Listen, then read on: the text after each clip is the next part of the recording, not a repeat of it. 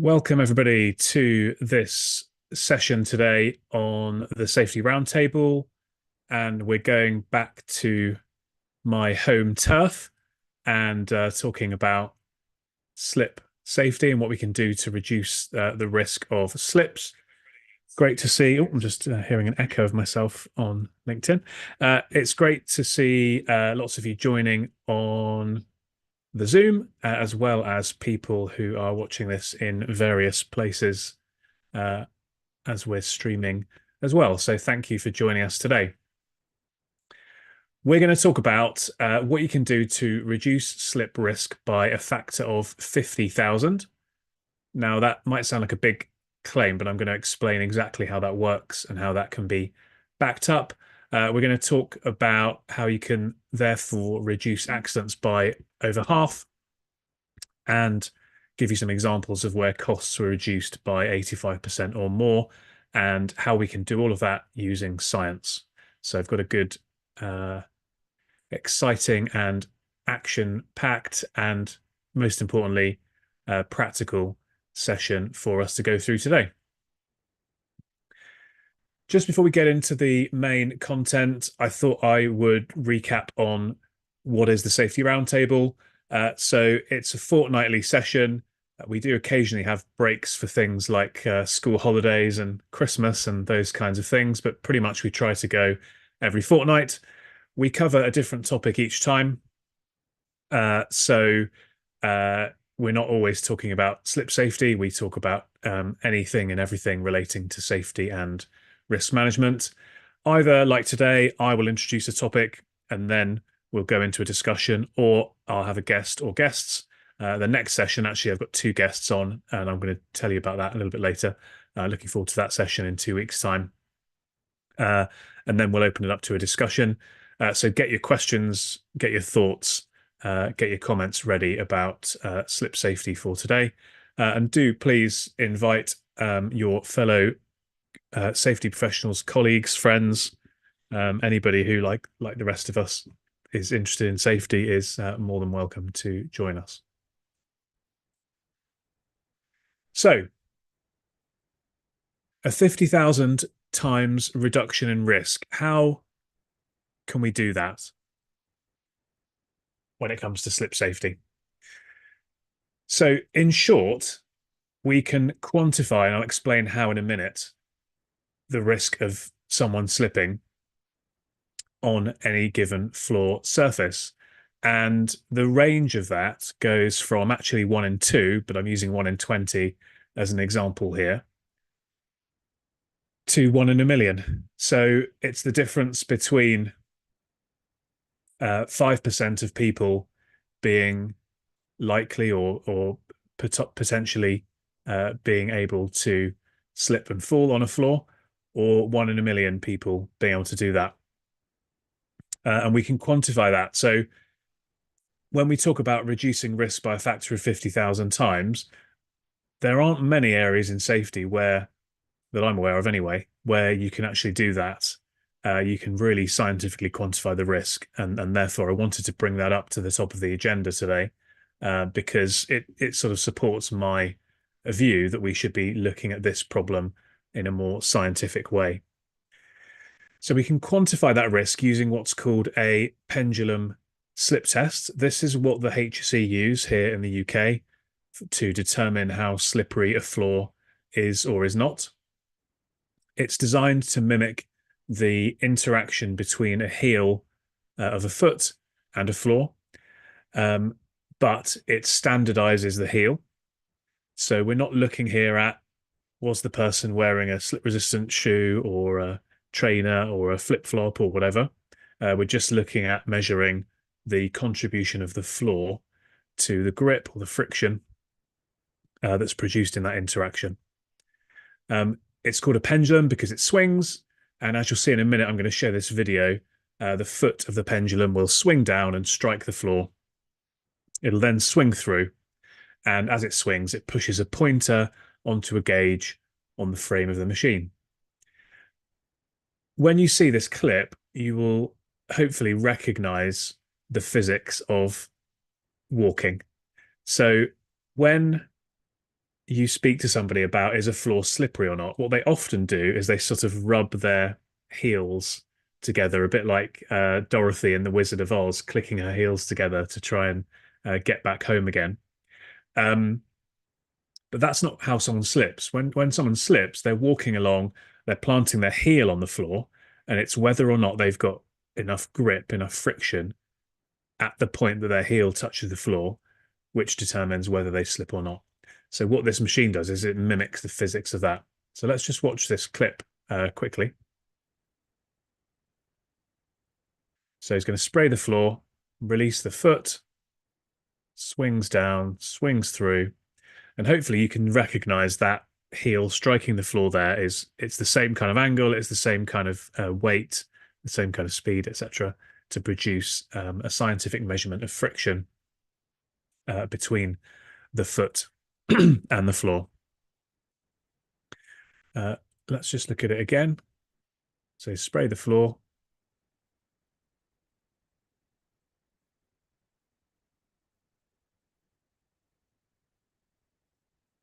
Swings down and swings through. So in the event of a serious slip, in the event of a criminal prosecution, which the HSE investigates, it's very likely that they would send someone out to do this kind of testing. It's also likely in the event of a civil prosecution for a slip that this kind of testing would be done as well. I personally get involved in quite a number of legal cases. I was doing one just last week where someone had slipped on a staircase, and I went out with a colleague and we did this testing to scientifically measure the slipperiness or otherwise of the floor. So it's a really, really important test. And by measuring, what we get away from is guessing, assumptions, feelings, and we get into facts. So, how slippery is this floor? Well, this is what the test tells us, and that's a fact. And then we can interpret that and do what we need to off the back of it. So this here is a chart which shows you on the top and the bottom the pendulum test value, the PTV scores, and in the bottom these risk exposure. Now this is data from the HSE. It's not my data. Talking about the risk exposures. But you can see that, as I showed you, if you have a PTV in the bottom left of 24, then you have a 1 in 20 accident risk exposure. That doesn't mean that 1 in 20 people, 5% of people that walk on that floor will slip, but it means they are exposed to the risk of slipping. They may slip. Whereas if you're up on the right-hand side with a PTV of 36, you've got a risk factor of 1 in a million. So only 1 in a million people is exposed to the risk of slipping. So this is how we can quantify that 50,000 times reduction, because if we can show the difference between a PTV score of 24 and a score of 36, then that is exactly what we're doing. We are reducing that risk or showing that difference in risk. Here are some examples of where using this science, and there are other elements that we can go into in a minute, people across different sectors have seen some quite significant reductions in incidents, injuries, and costs, in other words, claims. So let's go through a couple of them. We worked with a national health club operator, and we managed to support them to reduce their slip claims from 1 per week to 1 per month, which is roughly an 85% reduction in claims volumes. That saved them several £100,000 a year. But they also had lots of additional benefits too, because by making their floors safer and reducing the risk of slips, we also made them cleaner and look nicer, and therefore they had better net promoter score, feedback from members, higher sales, higher retention, etc., etc. Working with a CBRE managed shopping centre, we helped them to understand through the testing that they had quite a high risk of slip because they had a sort of shiny terrazzo floor, as you can see in the photograph. This was exacerbated because right inside their main entrance, you went straight into a slope. And if you're on any kind of slope or ramp, your requirement for grip becomes even higher.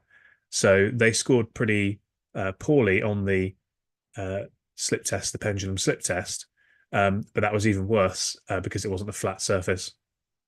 We did some work with them.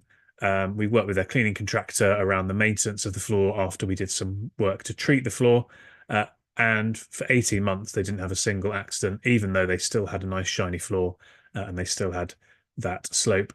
And this was in the north of the country, the north of the UK, where rain is not uncommon.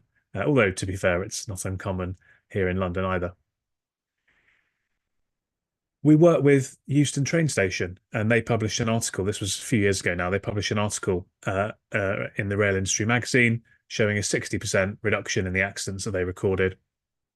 That was based on doing that testing, quantifying their risk, and then putting in place some steps primarily around the cleaning regime, not on their floors, to drive down that risk. And they saw 60% fewer accidents according to their data.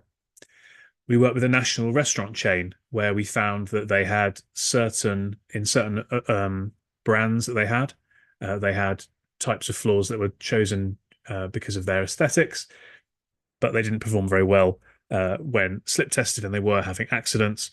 We were able to reduce their number of accidents by 55%. Three-star hotel, where they were suffering from slips in bathtubs. Now you can even slip test inside a bathtub, interestingly enough. It's quite difficult to do, but you can do it. And there we managed to help them to reduce their accidents by 85%. And a college where they had quite a few accidents, and they even got to the point where they were being they were struggling, let's say, to get insurance. They could only get quotes that were significantly higher for their insurance than they had before. In this particular case, their incumbent insurer said, well, look, your issue is with slips. Why don't you work with Christian and his team? If you implement what Christian and his team recommend, then we'll hold your insurance rate at the level that it is now. So that's what we did there. And in the next 3 years, 95% fewer claims came through. So we didn't manage, like in the shopping centre, to eliminate any claims, but a significant reduction. So just a few examples there that taking this scientific approach, it is possible to have a big impact. There's been some talk today, fun enough, on LinkedIn about, are we doing the basics well? How can we challenge the status quo around doing the basics? And I think people would agree that slips fits into that kind of basics area. My experience is, and what the data shows, is that we're probably not doing quite as well as we could be doing in this area. And actually just sprinkling in a bit of this science can make a big difference. The process that we go through with clients, we call Slipology. You might notice on LinkedIn, I'm called myself the Slipologist. And that's a 5-step process. Assess, which is all about measuring and quantifying risk, which is kind of what we're talking about today. Amend is about improving and reducing the risk. Advocate is all about getting buy-in at different levels of the organization and outside to ensure that these changes we put in place stick. Assure is about maintaining them over time, so having a plan, being proactive, and staying on top of things. And then affirm is all about the evidence and the proof of what we're doing, so that even in the event that something bad happens, we can actually stack up this whole pyramid and be able to defend ourselves in the event of anything happening. So that's the process we go through with our clients. And running through all of that is a model that I call Chimes. And what I'm going to do is just whiz through what Chimes means, and then I'm going to give you a free tool that you can use to measure your current performance on Chimes. and then we'll talk a little bit about some of the things we can measure within chimes. And then I'm going to open it up to questions, and we'll see where we go. So, chimes are the 6 reasons that people slip. So, having worked in this area for about 12 years, we've kind of demystified, decoded, understood why people do slip and fall at a root cause level. And these are the 6 key areas. When I have gone into businesses and they are doing pretty well, or individual sites and they're doing pretty well, it tends to be the case that they are ticking lots of boxes in not necessarily all 6 areas, but a number of the 6 areas. When I get called in by an organization in crisis mode where something bad's happened, or they've got some kind of exposure, and we introduce this model of chimes to them, typically they say 2 things. Firstly, they say, I hadn't realized there was as much breadth and depth to slips as this. I thought it was quote unquote simple. And secondly, they say, well, we're only working on maybe 1 or 2 of these areas. So it does follow, in my experience, that the greater emphasis you place on chimes, the better outcomes you'll get in terms of accidents, injuries, and claims. So chimes is an acronym or a mnemonic. I'll run through what each of the 6 areas stand for. Firstly, it's contamination. So think of it this way. If we had a perfectly clean, perfectly dry floor, it's almost impossible that somebody could slip on that floor.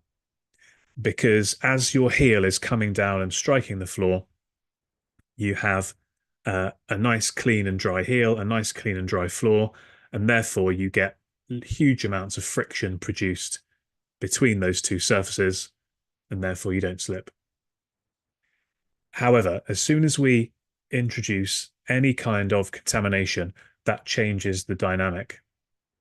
And it could be that this contamination is liquid like water, it could be oil, it could be grease, it could be something like dust, it could be a semi-solid like a grape, or a banana skin, as we see in cartoons and such like. But anything that produces a barrier between the heel and the floor is going to change the opportunity, the chance for somebody to slip. And one important thing to remember here is that contamination doesn't necessarily need to be on the floor. It can be on the heel. So within contamination, we need to understand what types of contamination do we have, how frequently are they building up, how much are they building up, how much of this contamination can we withstand on a particular floor surface before it becomes an issue. So if we have, for example, smooth, shiny marble floors versus, let's say, an industrial resin kitchen floor, a very small amount of contamination on that smooth, shiny floor is likely to make it pretty slippery. Whereas on the industrial textured resin type floor, it's likely that you could have quite a lot of contamination on that floor, but it would still give you good slip resistance. So that's contamination. How can we control that? H is for heel. So this is about the foot element. And I mentioned that the pendulum slip test that I showed you doesn't quantify the heel, but it is possible to measure the slip safety of footwear. One of the biggest challenges here is that not every safety shoe is slip resistant. So you can have what appears to be on the face of it a slip resistant shoe. It might have a textured sole, for example, but it may not be slip resistant, or it may perform well for you in, let's say, a kitchen, but it might not perform well for you in another part of your building, or let's say if you're working outside. So there is a level of detail below just having a textured sole.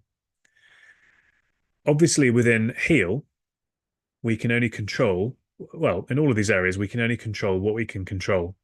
And within heel, it's not possible in the vast majority of cases to control what people are wearing on their feet if they're members of the public, if they're our customers. So what we should do here when it comes to customers is be mindful of the types of footwear that people may be wearing and act accordingly. So one of my biggest bugbears is, well, of course, this person slipped over. Did you see the high heels they were wearing? Well, hold on a sec. If you've got a shopping centre, a retail store, a train station, a restaurant, any number of places like that, it should be expected that somebody might come in wearing high heels, and therefore you should be managing the risk accordingly. So with footwear, we need to know what we can and can't control with heel. We need to know how the footwear will perform in different conditions and in the conditions we have. We need to make sure the footwear is durable and comfortable and arguably stylish enough for people to wear, because there's no point having safety footwear if they're not wearing it. And those are the sorts of things we can think about under heel.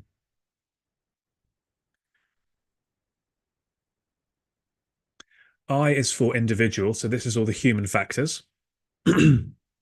Now,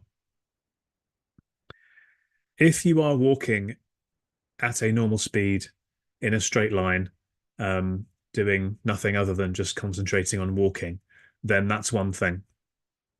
But if you are pushing, pulling, twisting, turning, carrying, if you're rushing, if you're distracted, then A, you may require a greater level of friction to stay safe, and B, you may not be able to spot a hazard to avoid it. C, if you do start to slip, you might not be able to address your fall, because think of it, it's probably happened to you.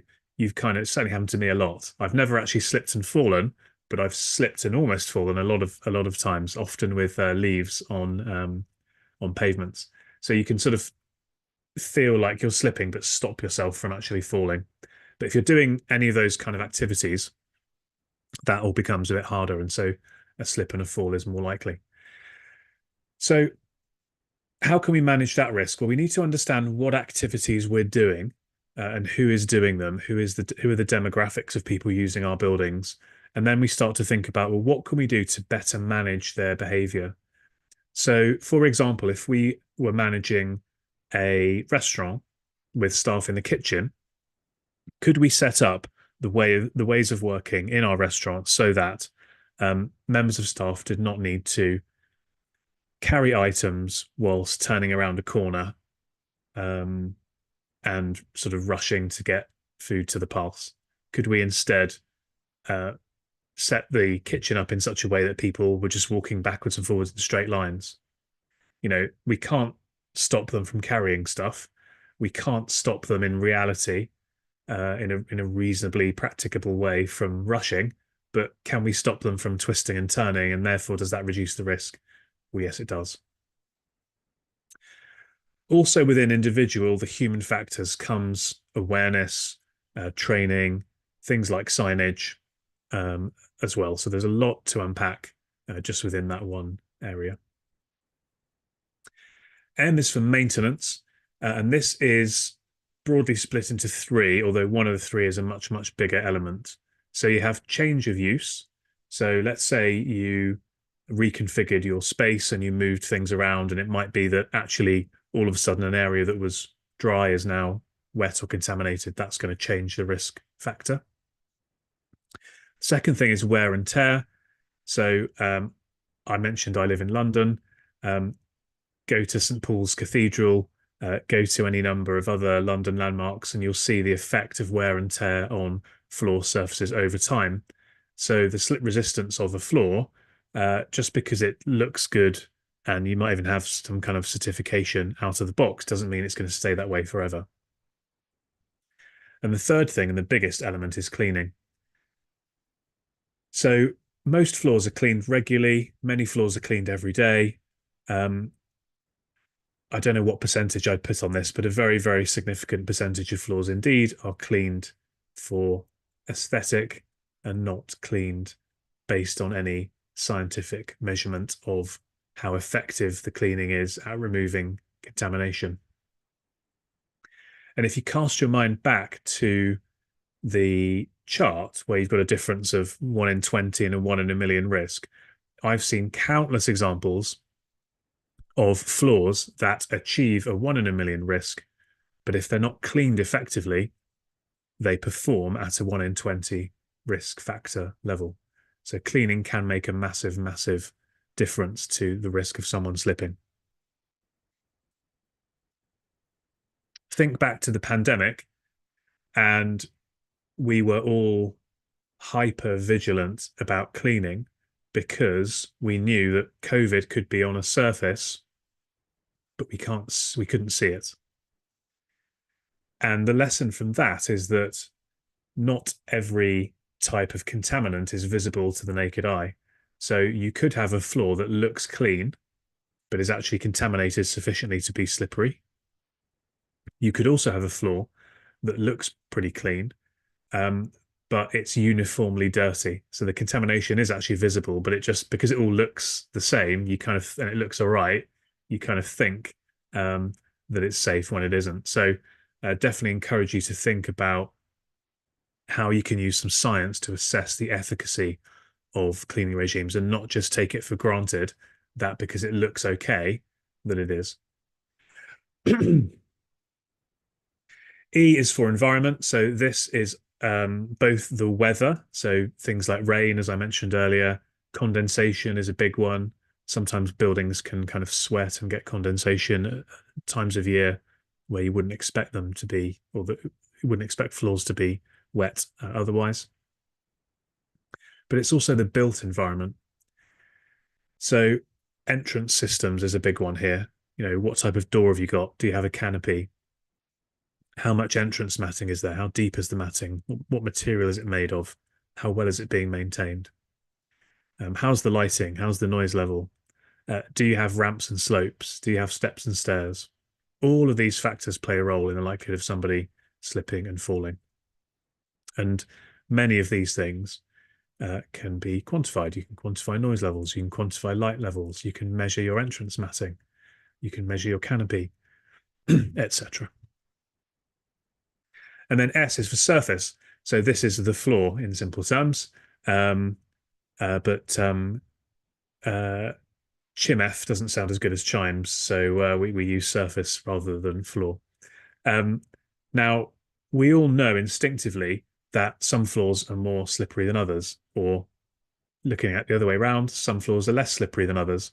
If you think about walking through the city centre, you're walking on a kind of paving slab, and that typically is not very slippery. It could be pouring down with rain, and you wouldn't feel that that floor was slippery. If you stepped through the door into a high-end retail shop or a office building or a hotel, five-star hotel, something like that, what are you going to find on the floor? You're going to find often some kind of smooth, oftentimes kind of polished, aesthetically pleasing floor surface.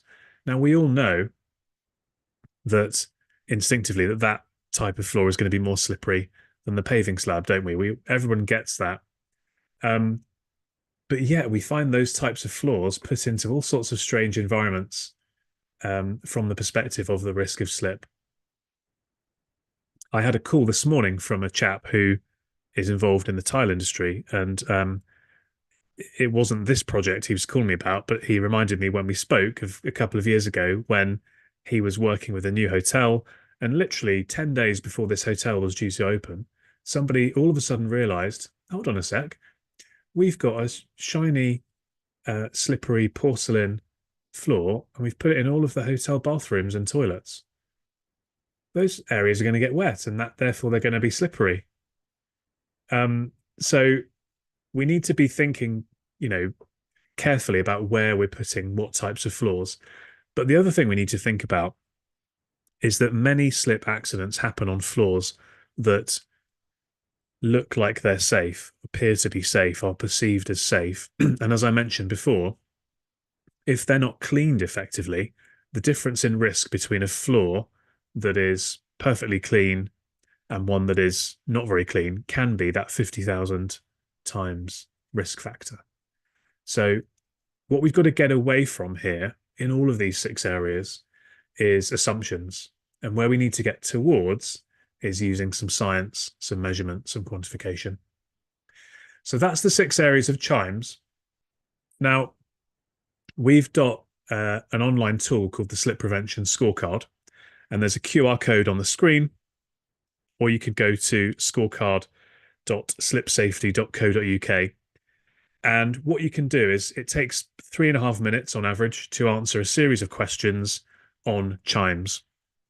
And you end up with an overall score for the slip risk for your building. And this is done by building. So don't sign on and try and answer this for a group of buildings because it's very specific about a building. So you get your A, you get your score overall, but B, you get a score for each of the chimes. And what that means is you can start to plot where you're performing well and where you're performing less well. I've actually just noticed if he's around. Liam, have you logged on, Liam? Liam, you've been using the scorecard. Would you be up for just coming and having a quick natter about it? I'm putting you on the spot. It looks like you're actually, it looks like you've got no audio. Are you there, Liam? Yeah, I'm here, mate. Would you just give a quick your quick thoughts on the scorecard because you've used it, but you've used it for a number of sites as well, haven't you? Yeah, sorry, I just joined. Then I've literally been joined. I joined about 20 seconds. Hi, everybody. I know. Yeah. Your name popped up, and I thought, oh, I'm just going to put him on the spot. No, thanks, Christian. No, I think from the initial feedback that we've had, once a couple of we sent it out, as you're aware, we sent it out to a number of projects, and it was very, very well received, and it enabled the operation to think more broadly about the risks when we consider when we consider slips in the workplace or trips in the workplace. So no, it was excellently it was an excellent exercise that we did, and we, as we've discussed over the last couple of months, we're hoping that we'll take that one step further in terms of what comes next after the safety scorecard, after the slip scorecard. So no, it was really well received. I think it's got a lot of potential as well to, as we've discussed, to expand wider across our organisation. It was, so we'll see where it takes it over the next few months. But yeah, it was excellent at the coal face, if you like, from the operators who used it. Good man, I appreciate that, and sorry to put you on the spot. I just No, yeah, no. it was just funny timing when your name popped up as joining, and I thought, oh, I'll ask you because I know you've done a lot of work on this. So thanks for that, Yeah, Liam. no, no problems. Cheers.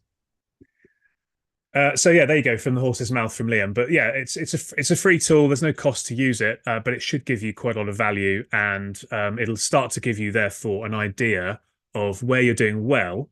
In other words, here are these 6 areas. In these 2 or 3, I'm doing well, but conversely, where you've got that room for improvement, and therefore you know where to focus. So if you're doing well on surface, then don't spend your time on surface. If you've got room to improve on individual, let's spend the time and try and improve the score there. So yeah, head to the website scorecard.slipsafety.co.uk, give it a go, or follow the QR code. And I'd certainly really recommend, if you're following this session and you're interested in achieving the kind of outcomes that we spoke about at the start, then give the scorecard a go, and I'm sure you'll get a lot of value from it. So I mentioned that you can measure stuff around the whole of chimes. So here are just a few ideas.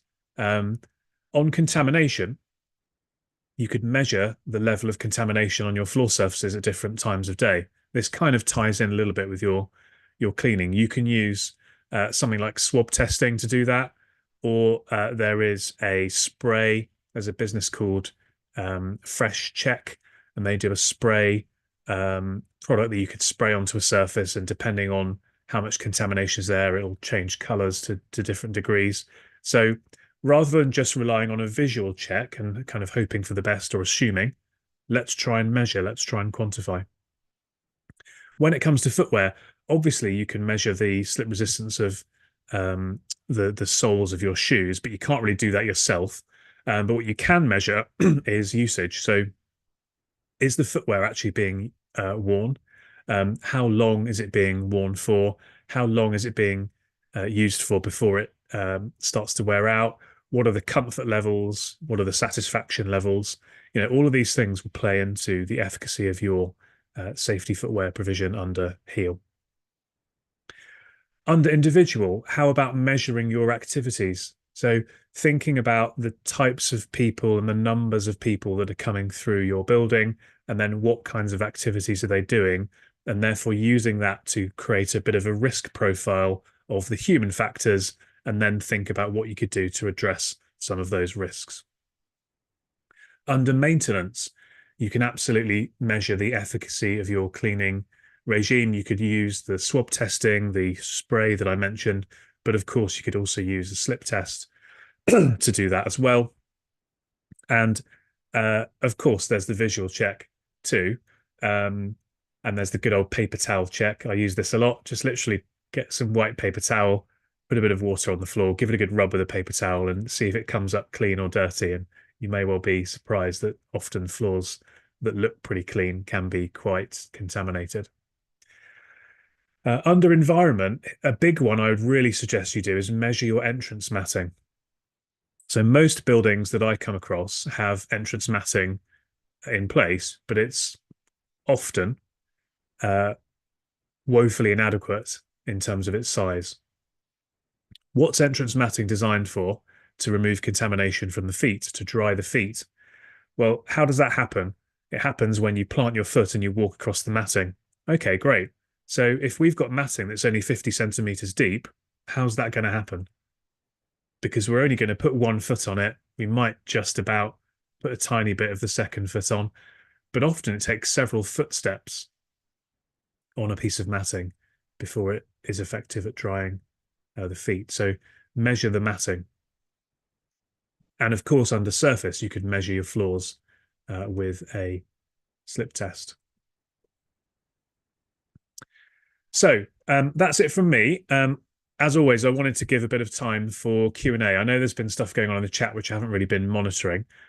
So what I'd invite is any questions wherever you are watching this, put them in the chat. If you're on the Zoom and you've got any questions, you can fire them into the chat box. Or if you're feeling brave, you can go to reactions, raise your hand, and come and ask me a question live and in person, as it were, on Zoom.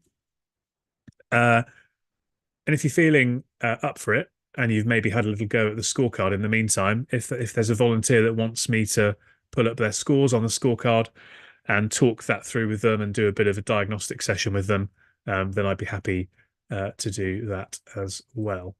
So let's see what we've had in the chat. Okay, here's a question from John. Do flooring manufacturers provide this information on their product in specified conditions? So I assume, John, you're talking about the slip testing. The answer to that is that most nowadays do.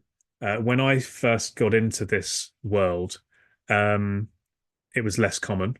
And I don't know where you are in the world, John, but different countries obviously have different standards for slip resistance. So I talk about the pendulum test because that's what's used in the UK and in lots of other countries as well.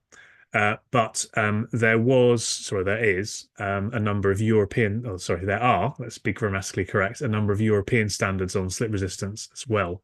So you might have come across something like R ratings or ABC ratings.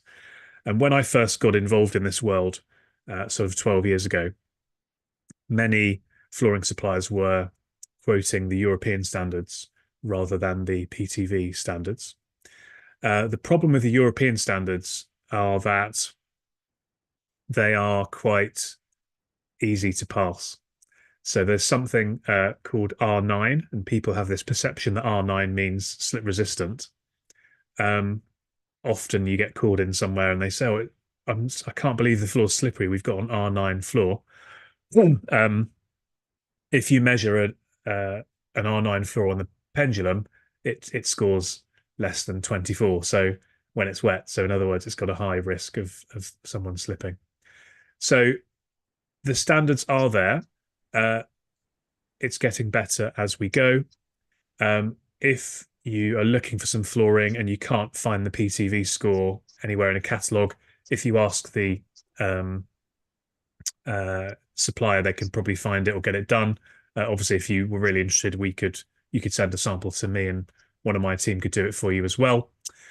Um, the other thing to say is things do change.